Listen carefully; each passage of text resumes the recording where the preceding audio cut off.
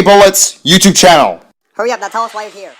A few races ago, when Garrison Motorsports had their engines stolen, it was discovered that the car that stole these engines was Joey Logierno in disguise. And as a result, Joey Logierno will be banned for life in the Piston Cup. It's nice hearing that Piston Cup officials did the right thing, and Dino Zoomer dropped into the second division before this race.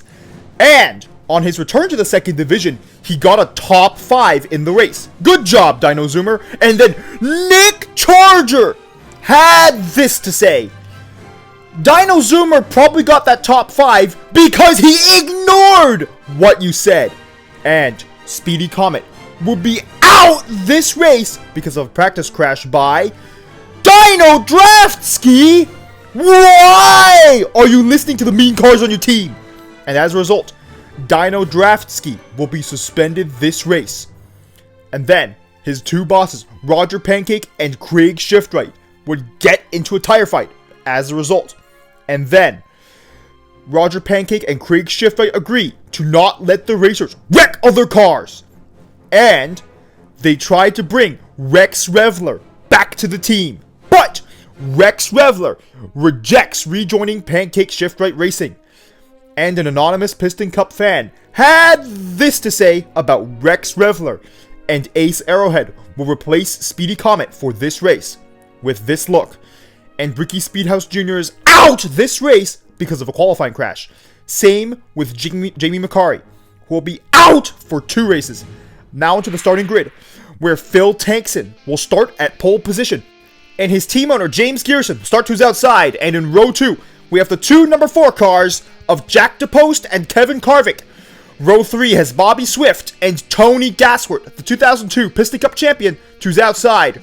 Row 4 has Lightning McQueen, 7-time Piston Cup champion, and Dale Earnhardt Jr. to his outside. Row 5 has Rex Revler and Chip Gearings looking for his first Piston Cup win. Row 6 has 2 Garrison Motorsports cars, Jamarcus Cakart and Billy Carjoy. Row 7 has Brick Yardley and Ace Arrowhead. How did he qualify this well? Now on to row 8, where we've got Cal Weathers, a Piston Cup champion, and TG Castlenut to his outside. Row 9 has Martin Carricks Jr., who led way too many laps last race, and Doug Throttleman, the jumper. Row 10 has Murray Clutchburn and Sebastian Silva to his outside. I wonder how they'll do this race. Row 11 has Kyle Carson and Pitbull Speed Racer to his outside. And row 12 has Carl Clutchin and Jimmy Cables. Both were quite fast during practice. Row 13 has Ralph Carlo and Ernie Gearson, who is hoping to finish all 400 laps this race. Row 14 has Todd Marcus and Ricky Axel. Both have wins in the Piston Cup. Row 15 has Bruce Miller and Tommy Highbanks to his outside. I wonder how they'll do this race. And row 16 has Apples Racer, Matthew Overdrive, and Brian Sparks to his outside. Row 17 has Cal Williams and David Raycar, who surprisingly qualified for this race. Row 18 has Rev Rodages, hoping to finish on the lead lap this race, and Reb Meeker to his outside. Row 19 has Bobby Rotesta and Ponchi Wipeout, both hoping to not finish in the back of the field this race. Row 20 has Frank Vermerson making his second start this season, and Reed Sorenkar making his first start this season. And row 21 has Arthur Carstro and Kane Carafine. And starting in 43rd is Speedson Larson, the 3rd car in this race to have the number 14, and is also making his first start this season. Unfortunately, Chris Rovertire misses out on qualifying for the 2nd race in a row, as well as 7 other cars shown on the screen now, among many others who are not shown on the screen, all failed to qualify for this race. Now, on to the race, where Phil Tankson would lead the first 17 laps of the race before losing the lead to Kyle Carson, who would lead the field until lap 25, where he'd lose the lead to Cal Weathers. Cal Weathers would lead all the way until lap 53, where Kevin Carvick would take the lead for himself, leading the field for 9 laps until lap 62. On lap 57, Rev Rodages would be 36th as of lap 57, where he accidentally wrecks Bobby Rotesta and himself. Ouch. Lightning McQueen would take the lead on lap 62, and then quickly lose the lead to Cal Weathers, who would lead for 4 more laps before losing the lead to Brick Yardley, who would lead for 20 laps before lap 86, where TG Castlenut would take the lead from him. He would lead until lap 90 before Brick Yardley would take the lead once again, leading all the way until lap 118. But on lap 102, Matthew Overdrive would be out because of an engine failure. And then Apple had this to say. That's sad. And Speedson Larson would be out on lap 117 because of an engine failure. And Lightning McQueen would take the lead on lap 118 and lead for 6 laps before Dale Earnhardt Jr. would take the lead for himself on lap 124. 2 laps later, Brick Yardley would retake the lead, and he would lead for 2 more laps before Dale Earnhardt Jr. would retake the lead, leading until lap 129, where Lightning McQueen would take the lead once again. He would lead all the way until lap 162, where Bobby Swift would take the lead. He would lead for 6 laps before Todd Marcus would take the lead. He would only lead for a few yards because Ace Arrowhead would make the pass and take the lead. He would only lead for 1 lap because while he was in the lead at a speed of 211 miles an hour, Ace Arrowhead would lose control and then crash, and now he's out on lap 168. Ricky Axel would take the lead after the restart on lap 169 and then quickly lose the lead to Reb Meeker, who would lead the field into lap 170. But later that lap, Carl Clutchen would take the lead for the first time this race. He would lead until lap 174 before Cal Weathers would take the lead once again, leading for 3 more laps before Lightning McQueen would retake the lead once again. He would lead for 8 laps before Brick Yardley would retake the lead, leading all the way until lap 199. But on lap 199, Todd Marcus would be 25th as of lap 199, where he would accidentally wreck Frank Rumerson, Maury Clutchburn, and himself. Why? And ouch. Bobby Swift would take the lead after the restart on lap 200, but on lap 212, Cal Weathers would retake the lead, and he would lead for 5 more laps before Lightning McQueen would take the lead once again for 10 laps. On lap 227, Ralph Carlo would take the lead for the first time this race and lead for 2 laps before Jimmy Cables would take the lead. He would lead until lap 230 before Cal Weathers would take the lead once again, leading for 11 laps before going to pit. This would allow Phil Tankson to retake the lead and lead for 2 laps before pit cycles were done and Lightning McQueen would retake the lead. He wouldn't lead for long though, because on lap 244, Dale Earnhardt Jr. would retake the lead. He would lead for 5 more laps before Brick Yardley would take the lead once again, leading until lap 256, where Ralph Carlo would retake the lead. He would lead until lap 263 before Lightning McQueen would retake the lead once again, and lead until lap 265, where Carl Clutchen would take the lead once again, leading for 4 more laps before Phil Tankson would retake the lead on lap 269.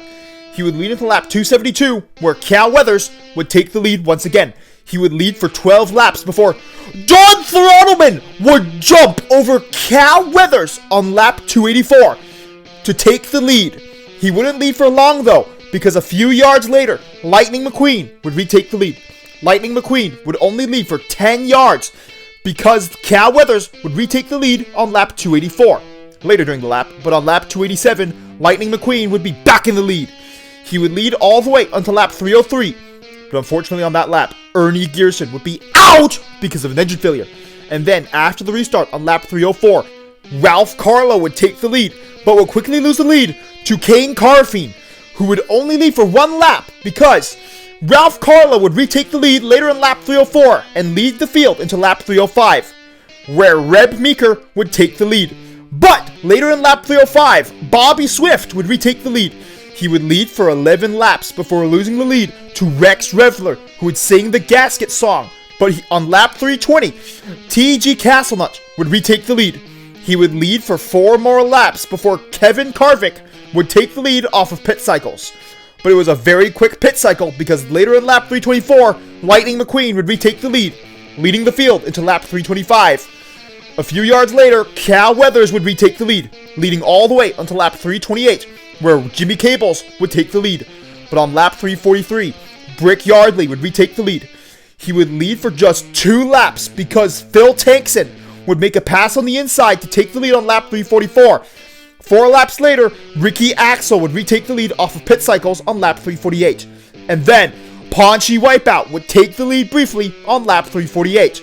While Paunchy Wipeout took the lead, he said this: "I'm not sure about that." And Jimmy Cables would take the lead later that lap and lead all the way until lap 382. When Jimmy Cables got tired on lap 382, Ralph Carlo would take the lead. He would lead for just 1 lap because Brick Yardley would take the lead once again and lead for 11 laps before Jimmy Cables would make a comeback and take the lead on lap 394. But on lap 395, the next lap, Ralph Carlo would take the lead and lead the final 5 laps of the race to win the 2016 Nitroade 400 at Pocono, getting his 2nd career victory, breaking a winless streak of over 100 races. Dale Earnhardt Jr. would finish 2nd this race. Jimmy Cables would finish 3rd, Brick Yardley 4th, Rex Revler 5th, Paunchy Wipeout 6th, TG Castlenut 7th, Phil Tankson 8th, Kevin Carvick 9th, and Bobby Swift rounding out the top 10, with Tony Gasworth being the last car to finish on the lead lap this race, finishing 34th. I already mentioned the top 10, but Paunchy Wipeout got his first top 10 in over 10 years this race. And just missing out on the top 10 is Kyle Carson, followed by Cal Weathers and Lightning McQueen, the 2 points leaders, followed by Chip Gearings and Ricky Axel to round out the top 15.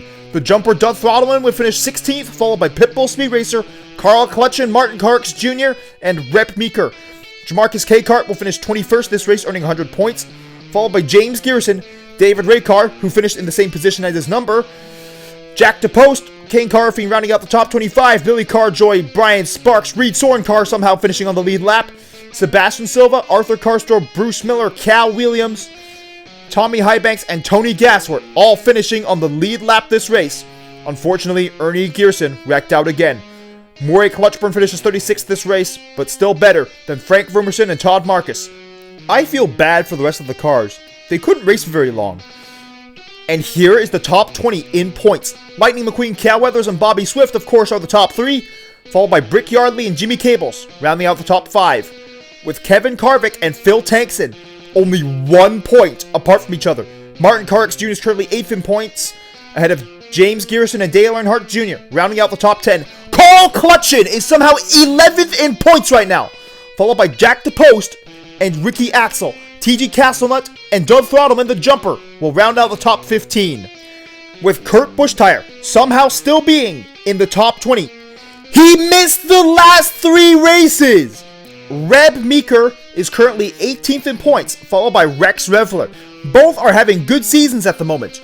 And Murray Clutchburn rounds out the top 20, with 20 points separating him and Jamarcus K-Cart in 21st.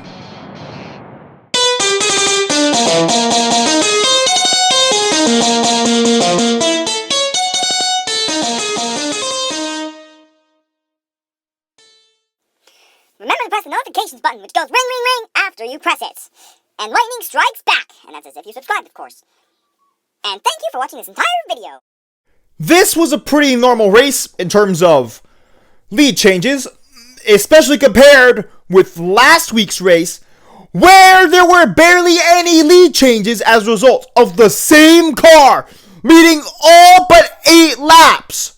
But this race is surprising because Ralph Carlo won it. Ralph Carlo was not expected to win this race. But compared with last season, Ralph Carlo has massively improved and fully deserves to win this race. Congratulations to Ralph Carlo and the Lil Torquey Pistons racing team. But there are 23 races to go. The video covering the 2016 Piston Cup's 14th race will be coming out soon enough. Unfortunately, the 2022 Russian invasion of Ukraine is still going on, over 2 years later. It has also now been over 1,000 days since this war begun. The Ukrainian people just want to live in peace and have freedom, but this common dream was ruined by the tyrant and bully Vladimir Putin. Currently, Vladimir Putin's tyranny rules around 1/5 of Ukraine's land, including Crimea, the Donbass, and parts of the Kharkiv, Zaporizhia, and Kherson Oblasts. But Vladimir Putin doesn't have everything going his way, as Ukraine controls parts of Russia's Kursk Oblast, and Vladimir Putin even needed to call North Korea for help. And the soldiers that North Korea sent don't seem to want to be there. But every day, it gets harder for Ukraine to win the war because of dwindling supplies. We here at the KA Bullets Piston Cup YouTube channel stand with Ukraine in struggle against Vladimir Putin's tyranny, and also recognize Ukraine's true borders on this map, which includes all of the land that Vladimir Putin's tyranny illegally occupies. Slava Ukrainie! Heroyam slava! Nechai shvite daroretsia! Ukrainie permoha!